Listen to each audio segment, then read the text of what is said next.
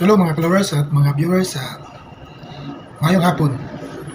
Karon ay akong ipabalo sa inyo kanang paggamit niyo og sounds na dili accepted ni Meta, dili mo ma monetize.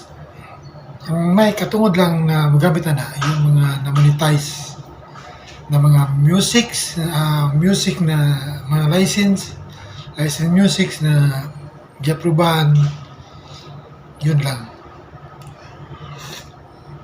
Pag wala mo gamit mo ng mga music, si Mita na di ka na ng mga music. What? Time sa di gamit pa akong music na. Patay na.